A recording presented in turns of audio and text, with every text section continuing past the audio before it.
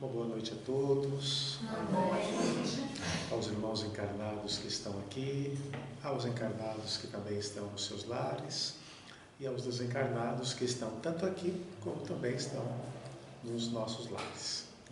Sejam todos muito bem-vindos e nós vamos hoje falar sobre a destinação da Terra,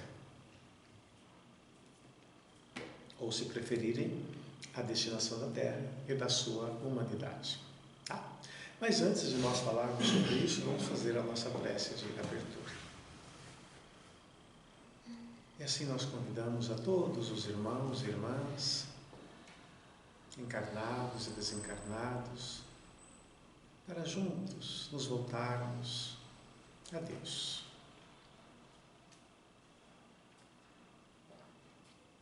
Aqui estamos, Senhor, na vossa presença,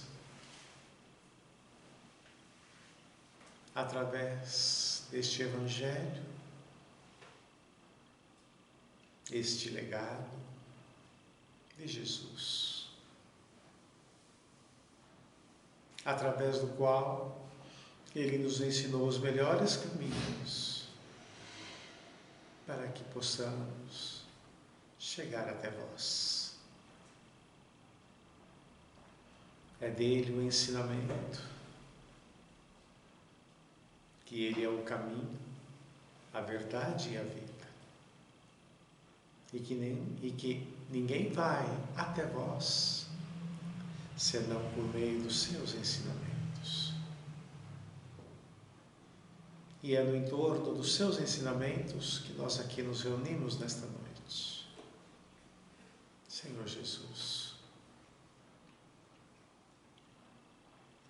abençoado seja, que possamos ter o melhor aproveitamento do que o Senhor nos envia como oportunidade de aprendizado, como oportunidade de reflexão, como oportunidade de crescimento da nossa consciência espiritual. Abençoa para que possamos ter o melhor aproveitamento que o Senhor nos envia dentro desta oportunidade fraterna que une a todos nós, encarnados e desencarnados.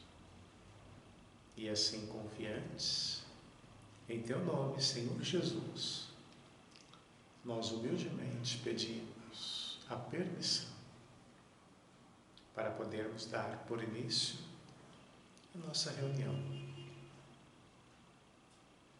nossa palestra pública de mais esta quinta-feira. Que assim seja.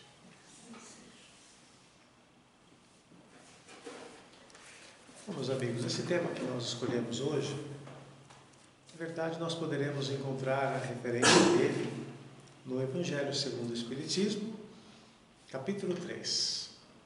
Está dito lá: há muitas moradas na casa de meu Pai. Este foi o título com que Allan Kardec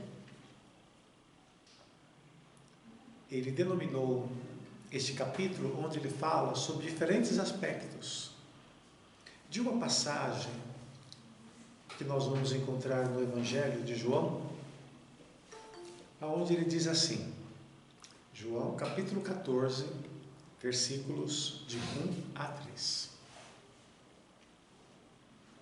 Que não se turbe vosso coração. Credes em Deus, crede também em mim. Há muitas moradas na casa de meu Pai. Se assim não fosse, eu já vos teria dito, pois me vou para vos preparar o lugar, e após ter ido e vos preparado o lugar, eu voltarei e vos retomarei para mim, a fim de que lá onde eu estiver, vós estejais também. Evangelho de João, capítulo 14. E sobre esse tema, nós vamos encontrar diferentes abordagens que Allan Kardec utilizou, né? Ou subtítulos, melhor dizendo. Ele vai falar sobre diferentes situações da alma, na erraticidade, entendendo-se por erraticidade aquele momento que se dá, ou aquele período que se dá entre uma encarnação e outra, ou seja, quando nós estamos no mundo espiritual após a morte e durante mais tempo ou menos tempo estamos aguardando o quê? A oportunidade do reencarno. Ele também vai falar sobre diferentes categorias de mundos habitados. Ele vai falar sobre a destinação na Terra, causa das misérias humanas, mundos inferiores e mundos superiores, mundos de expiações e provas, como é o caso do nosso planeta Terra, que na escala dos mundos, conforme categoria apresentada pelos Espíritos a Allan Kardec, nós iremos encontrar a Terra ali no segundo degrau. Antes dela, nós iremos encontrar os mundos primitivos. Depois os mundos de expiações e prova. Depois os mundos regeneradores, que ele também vai falar aqui a respeito. Até ele concluir esse capítulo falando sobre progressão dos mundos. Não é um capítulo muito longo, é um capítulo pequeno, e é um capítulo que eu digo preparatório, porque na sequência deste capítulo, nosso irmão Allan Kardec vai falar sobre ninguém pode ver o reino de Deus se não nascer de novo. Ok? Mas o que nós poderíamos então destacar deste capítulo, ou seja, deste subtítulo chamado Destinação na Terra? A partir do momento em que nós entendemos a proposta reencarnacionista, certo? A partir do momento em que nós compreendemos a lei do progresso, a partir do momento em que nós conseguimos compreender que na natureza nada se destrói, tudo se transforma e se renova, fica fácil nós fisicamente imaginarmos que a Terra, como nós vemos hoje, fisicamente, não tem a mesma caracterização de quando há alguns milhões de anos ela foi elaborada, idealizada. Por quê, gente? Porque tudo progride, tudo evolui. E a Terra também, ela passou por esse processo de elaboração. Então, se nós recuarmos no tempo alguns milhares de anos, nós não iremos verificar essa distribuição geográfica dos continentes, ou seja, essa distribuição espacial, das Américas aqui, da África, da Europa, o Oriente, mas mais do outro lado. Nós não iremos encontrar essa distribuição do Ártico, da Antártida, ou seja, Polo Sul, Polo Norte. Por quê? Porque a Terra, quando foi criada, ela tinha uma caracterização, ela tinha uma apresentação. E foram necessários alguns milhares de anos até que a Terra pudesse receber as espécies viventes. Vamos nos lembrar lá do livro Gênesis, tomando por referência a Gênese bíblica, com a explicação simbólica que está ali, de que a Terra teria sido criada em 6 dias. Lembram-se? E aí nós vamos verificar toda a narrativa do que aconteceu no primeiro dia, no segundo dia, até o 6º dia. E aquela caracterização que nós estamos tomando por simbólica, porque ao longo do tempo a ciência vem demonstrar que somente a título de um simbolismo é que nós podemos conceber a construção do planeta Terra dentro de 6 dias tomados por referência no calendário que nós temos hoje. Nós nem precisamos ir muito longe, meus amigos, porque isto que nós falamos de dias, com a sua caracterização que nós temos hoje, também é um produto do desenvolvimento. O ano, como nós temos hoje, também é uma convenção que foi estabelecida nos últimos tempos, vamos dizer assim, considerando os milhões de anos da Terra. Então nós temos o calendário gregoriano, como uma referência de tempo. Dentro desse calendário nós temos o que, gente? Nós temos os dias como somatório das horas, as horas como somatório dos minutos, os meses como somatório dos dias,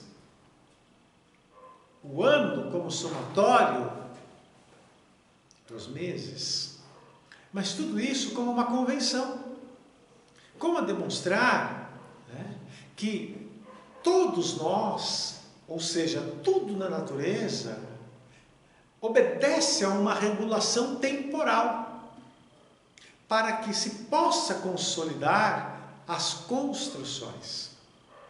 Então, se simbolicamente nós temos lá no livro Gênesis o mundo sendo construído em 6 dias, foram necessários alguns milhares de anos, para que hoje a ciência possa afirmar categoricamente que cada dia, tal como se refere ao livro Gênesis, na verdade foram longos períodos em que diversificados processos foram se estabelecendo ou se desenvolvendo até que a Terra pudesse resfriar-se, consolidar as áreas sólidas e as áreas líquidas e proporcionar a condição de vida para as mais diversificadas espécies, desde o reino mineral, vegetal, animal e o ser humano. Eles não coabitam nesta terra desde um mesmo momento. Eles foram chegando, cada um ao seu tempo, de acordo com as condições que a terra oferecia para que eles se estabelecessem. E nós temos hoje a terra, como nós a vemos, bela, tomando por empréstimo a palavra de um amigo espiritual. Bela, linda.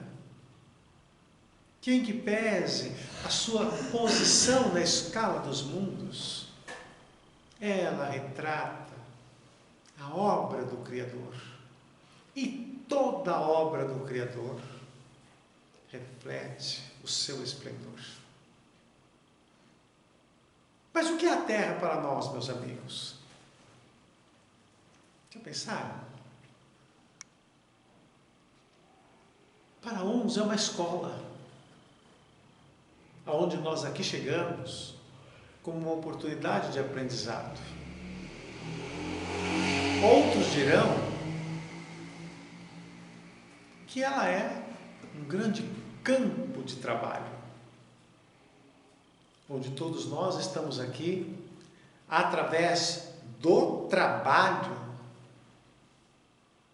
promovendo o nosso aperfeiçoamento, o nosso desenvolvimento e também auxiliando na manutenção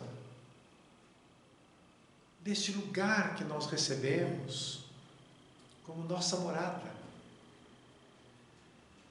E talvez nós encontremos outros que venham a dizer que a Terra é um hospital, onde encarnados ou desencarnados estão num processo de tratamento das suas enfermidades, de diversificadas origens. Mas tudo isso, meus amigos, é o produto de um lento e paciente trabalho que foi se desenvolvendo ao longo de eras sem fim. E que nós só temos o conhecimento consolidado hoje sobre essa longa história da Terra através do desenvolvimento da ciência, da antropologia, da geologia, da própria astronomia, ajudando que nós possamos nos situar dentro desse universo infindo de estrelas que brilham no nosso horizonte. Estrelas que muitas das vezes, meus amigos, quando nós a vemos brilhar no horizonte, não é porque elas brilham hoje, necessariamente. Porque se nós considerarmos o tempo em que a luz demora para se deslocar no universo, muitas vezes esta luz que nós vemos hoje, ela foi projetada há milhões de anos atrás. Porque na escala de deslocamento ou de distância entre os astros, entre os planetas e o deslocamento da luz entre eles, que nós chamamos, anos-luz, ou seja, quanto a luz demora para se deslocar naquela escala de tempo que nós chamamos de um ano, significa dizer que muitas vezes aquilo que nos abrilhanta os olhos hoje, na verdade, é um ato passado, porque aquela luz demorou, às vezes, uma escala enorme de tempo para que pudesse chegar ao nosso olhar. Ou seja, meus amigos, a Terra, ela não é nossa propriedade. Ela é uma casa que nos acolhe. Assim como este corpo que Deus nos emprestou, ele também não nos pertence. Ele é um empréstimo de Deus, para que todos nós possamos, neste momento vivencial, estarmos fazendo a nossa escala evolutiva, buscando a nossa escalada evolutiva, mas como um empréstimo. E como qualquer coisa que nós tenhamos emprestado de outrem, qual é a nossa responsabilidade, meus amigos?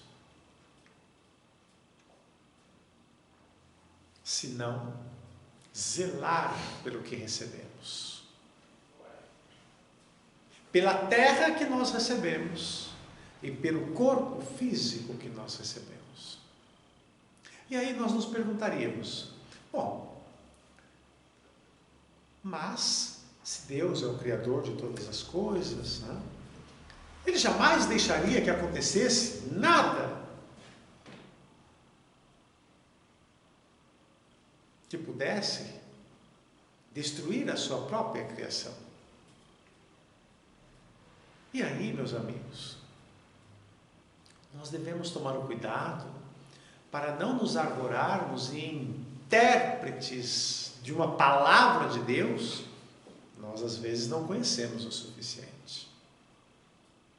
Significa dizer que pese a terra seja o que é e para a destinação que ela tem, que é assegurar a todos nós que aqui estamos oportunidades de encarnes e reencarnes para alcançarmos o progresso e a evolução.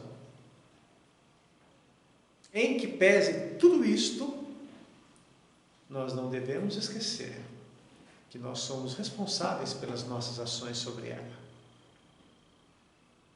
Significa dizer que as nossas ações humanas sobre a Terra podem comprometer, sim, a possibilidade de vida no planeta. Bem, como não é simplesmente nós querermos transferir responsabilidades nossas por aquilo que nós não fazemos, transferindo para Deus a responsabilidade de não permitir que a nossa imprudência possa destruir algo que sirva a nós mesmos. Vamos pensar então no nosso corpo físico, meus amigos. Nos foi emprestado, não é isto? Então, sendo empréstimo, Deus não deveria permitir que alguém, por um motivo ou outro qualquer, atentasse contra a sua própria vida, destruindo o seu próprio corpo.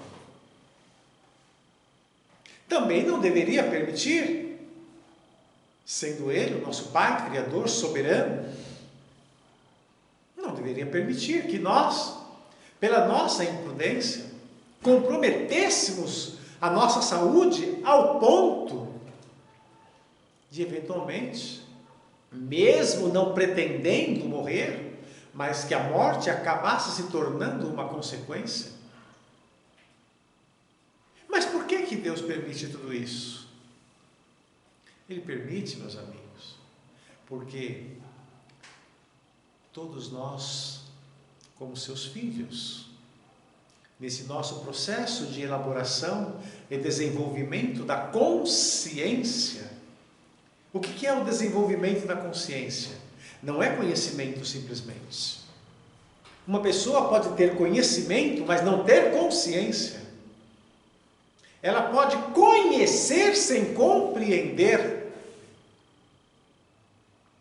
E nessa medida, ao invés de trabalhar pelo progresso, ela pode estagnar-se na marcha do progresso. Então Deus permite que certas coisas aconteçam para que nós possamos exercitar uma palavrinha que eu costumo dizer que é mágica, chamada responsabilidade. Para que nós possamos desenvolver o sentido de responsabilidade, o sentido de ser responsáveis pelo que nós fazemos ou pelo que nós deixamos de fazer. É por isso que de longa data tem um ditado que a gente ouve sempre: quem não vem pelo amor, vem pela dor. Talvez todos vocês já tenham ouvido esse ditado. E ele tem muito de verdade. Às vezes, meus amigos, para que nós possamos entender um caminho certo e compreender as benesses de um caminho certo, às vezes a gente precisa passar primeiro pelo vale das sombras, para a gente verificar quanto é bom a luz. Às vezes nós precisamos passar pelo vale das dores para ver quanto é bom a plenitude da nossa saúde física e mental e espiritual.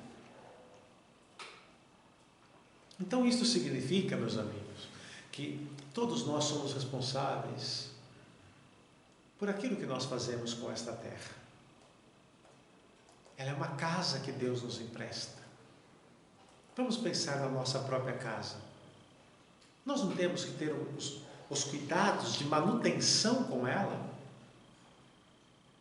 desde a parte de hidráulica, a parte de eletricidade, a parte de pintura.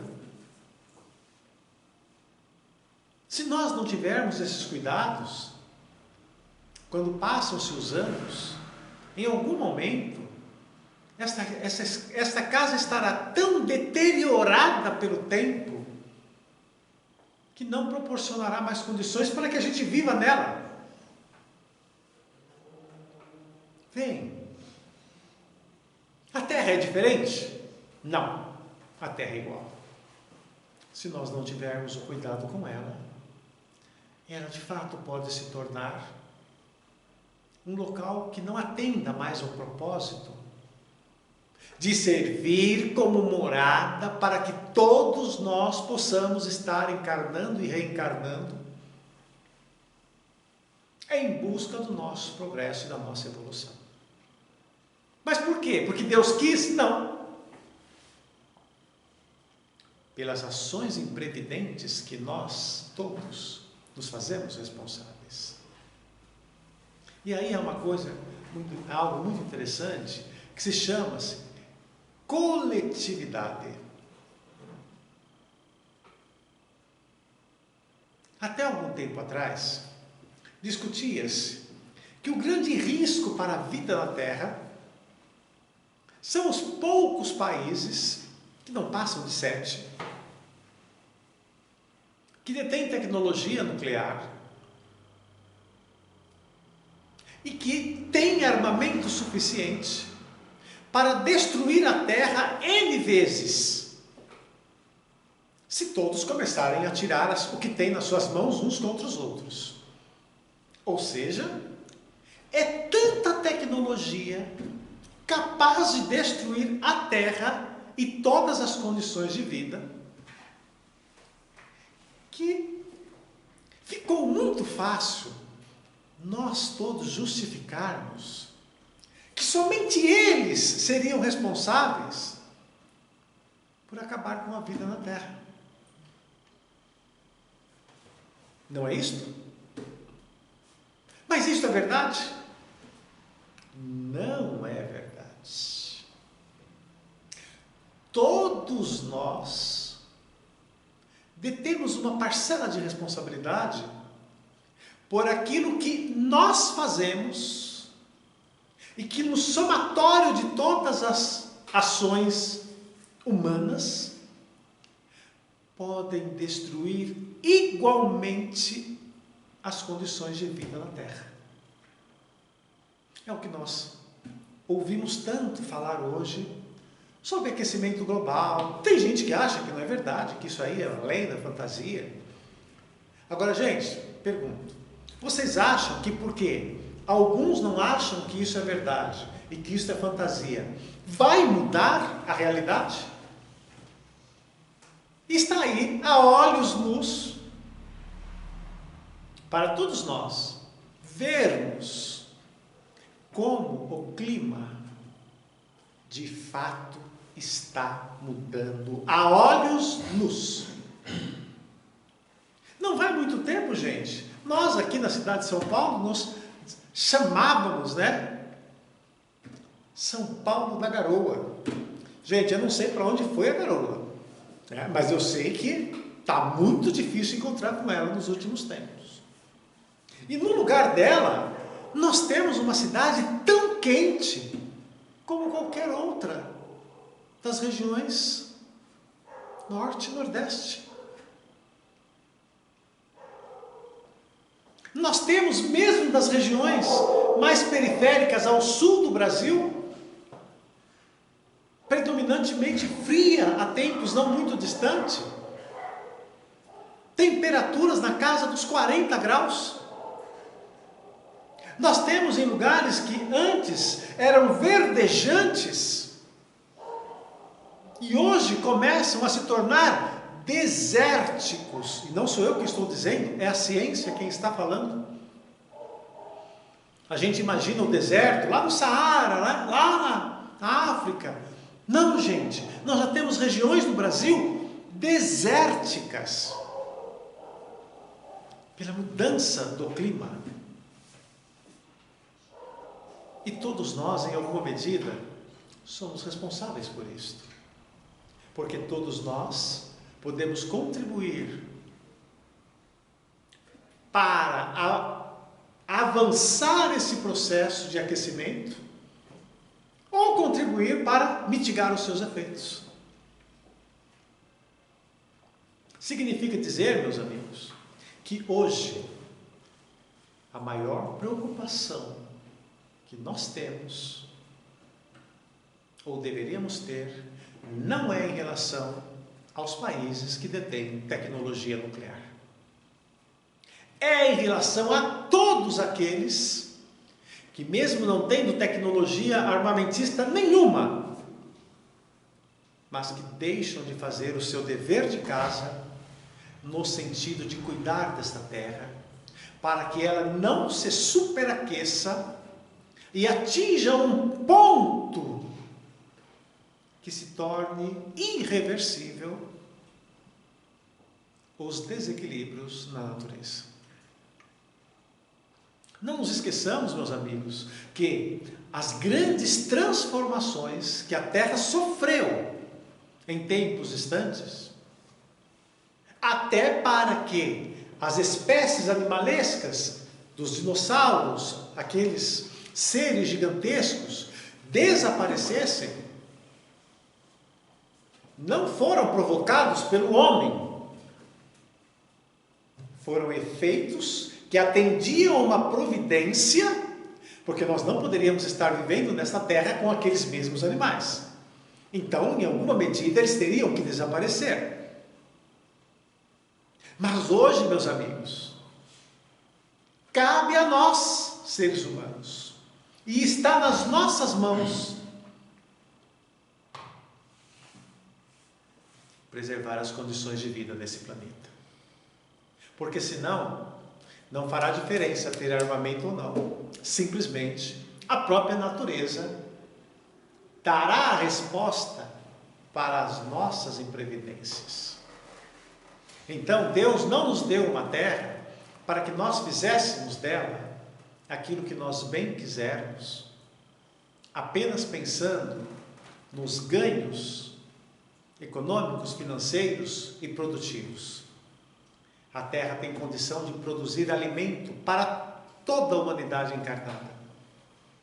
Mas não nos esqueçamos que, para que isso aconteça, cabe a nós, com o exercício da inteligência e com a compreensão e consciência das nossas responsabilidades individuais, colaborarmos para preservar as condições de vida na Terra. E quando nós falamos, ou trouxemos a questão do clima desértico, que nós já temos instalados no nosso país, em algumas regiões, meus amigos, isto é catastrófico, sem dúvida. Porque são pedaços de chão que poderiam estar produzindo, mas se tornaram desérticos. Mas a maior catástrofe que pode existir, não pensem que é a catástrofe do pedaço de chão. A maior catástrofe que pode existir é a nossa. Tornarmos-nos desérticos na alma, pela indiferença com aquilo que nós fazemos e deixamos de fazer, diante das oportunidades que Deus nos dá. Quando nós passamos a pensar somente em nós e perdemos o sentido de coletividade, nós estamos perdendo o sentido de humanidade. E esse quadro desértico da alma humana é um grande estopim das maiores derrocadas para todos nós enquanto seres humanos. Mas que bom que os Espíritos nos ensinam que existem muitas moradas na casa do Pai. Mas não significa que, se destruirmos toda a terra, seremos recepcionados numa melhor do que a terra o é. A evolução dos planetas, quando nós dizemos a evolução dos mundos, é uma consequência direta da nossa própria evolução. Então, na medida em que nós evoluímos, nós nos tornamos melhores coletivamente, e uma humanidade coletivamente melhor, naturalmente alça aquele planeta a uma condição diferenciada. Então, se nós hoje não encontramos esta beleza que os Espíritos nos apresentam sobre o que é a Terra, não pensemos, meus amigos, que destruindo-a, nós encontraremos algo melhor. Porque muitas das vezes, a beleza que nós não enxergamos, não é em função do que está aos nossos olhos, mas em função daquilo que não está dentro de nós. Então é muito importante que nós compreendamos essas palavras desses amigos espirituais, que a terra é bela e a vida é esplendorosa, mas tudo depende dos nossos olhos.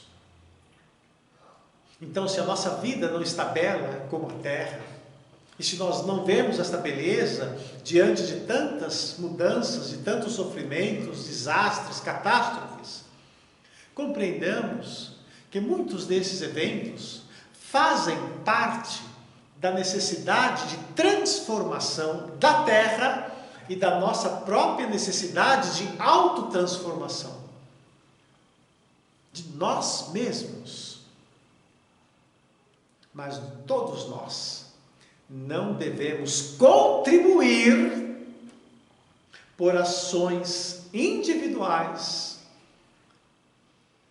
e inconscientes, subestimando os nossos deveres para com esse mundo que nos acolhe como casa e para com esse templo sagrado que é o nosso corpo e que nos serve de morada para o nosso progresso. Então, vamos procurar compreender que, diante de todas as dificuldades, de todos os sofrimentos, tudo passa. Tudo passará. A Terra já foi um mundo primitivo, hoje é um mundo de provas e expiações. Daqui a pouco ela será um mundo de regeneração. Mas não é a Terra fisicamente que tem que passar por esse processo. Somos nós que ontem vivíamos no mundo primitivo pela nossa condição de primitivismo. Hoje estamos no mundo de provas e expiações pela nossa necessidade ainda de provas e expiações. Mas daqui a pouco tudo isso passará e nós estaremos no mundo de regeneração. E mais à frente, isto também passará e nós estaremos no mundo feliz. Então não percam a esperança diante das dificuldades do presente, porque tudo isto passará. O que nós não podemos permitir é nos transformarmos em seres desérticos, indiferentes às nossas responsabilidades para com o mundo, terra, e para com o nosso mundo interior. Porque é essa indiferença que é a pior catástrofe que pode se abater sobre uma humanidade. Que Jesus nos abençoe e nos ampare. Vamos fazer a nossa prece de encerramento. E assim, meus amigos, ao término dessa pequena participação, nós agradecemos a todos os espíritos amigos que aqui estiveram conosco e que estão com aqueles que não puderam vir, que estão com eles em seus lares, em seus afazeres. E nesse instante, todos nós, Senhor, possamos sentir a vossa presença amiga e fraterna, a nos lembrar como outrora da distante Galileia, por aquelas terras por onde percorreste os caminhos, a lembrar-nos: eu estou aqui convosco.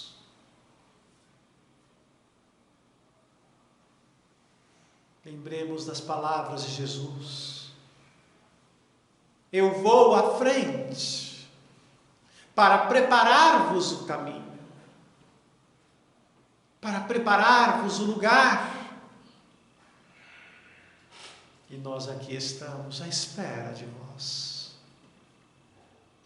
Abençoa, Senhor, para que, guardando-nos da vossa santa paz e na esperança,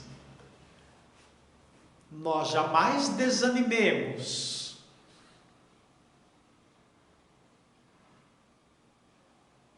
de que amanhã será um novo dia. E neste novo dia, nós compreenderemos o que é a verdadeira felicidade. Assim, Senhor, agradecidos que somos por tudo, só podemos vos dizer muito obrigado e pedimos a permissão para darmos por término a nossa pequena participação em mais esta nossa reunião, a palestra pública de mais esta quinta-feira. Que assim seja. E assim, meus amigos e meus irmãos, que Jesus abençoe a todos, tenham uma feliz noite, um bom descanso, que Jesus os abençoe onde estejam, que Deus vos traga paz e harmonia familiar, e até a próxima oportunidade, se Deus assim nos permitir. Uma boa noite a todos.